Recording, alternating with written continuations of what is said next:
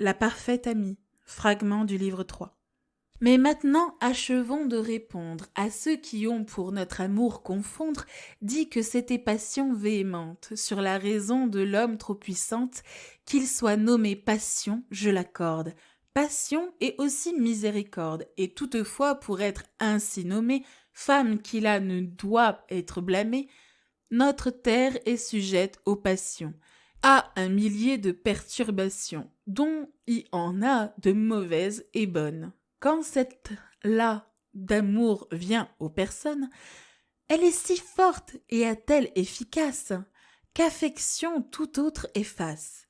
Autre pourrait être en extrémité, tout ensemble est d'une infinité, troubler les sens de l'homme et jugement, mais si l'amour y passe seulement, il veut régner seul et sans compagnie. Ô bon tyran, ô douce tyrannie, et si c'est mal, ô heureuse malice, qui ne reçoit avec elle aucun vice, il vaut trop mieux à ce doux malentendre, qui seul nous peut de tous autres défendre, puisqu'à tous maux notre faiblesse est née, qu'en demeurant en simplesse obstinée, aux ennemis laisser la porte ouverte et nous fâcher avec notre perte.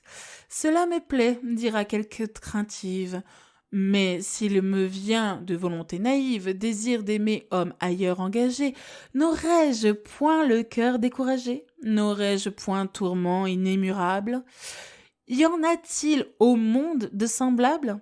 Répondons-lui que toute femme sage de son amour prend conseil et présage, qu'elle s'enquiert à soi-même de soi, de quelle force et constance est sa foi.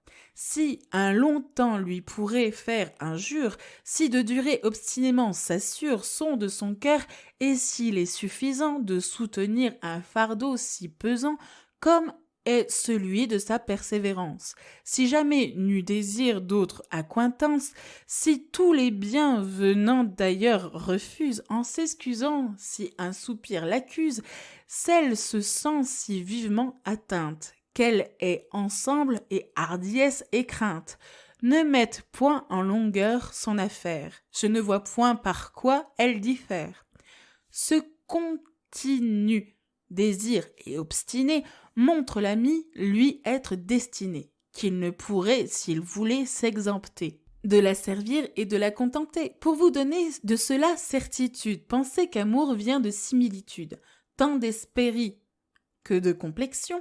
Si j'ai porté ferme affection à mon ami pour ce que lui ressemble, il faut qu'il ait, au moins il me semble, lui ressemblant à moi quelque semblance qui le contraigne à une bienveillance. Pareil en lui comme en moi, je la sens. Pourrait-il bien entrer en aucun sens que volonté fût d'aucune approchante, qui en serait lointaine et différente? Certes, nenni, dame, je vous promets qu'il adviendra et n'advient jamais que vrai amour n'ait été réciproque. Ne craignez point les fois qu'il vous provoque d'entrer en tant qu'horrible et dur service.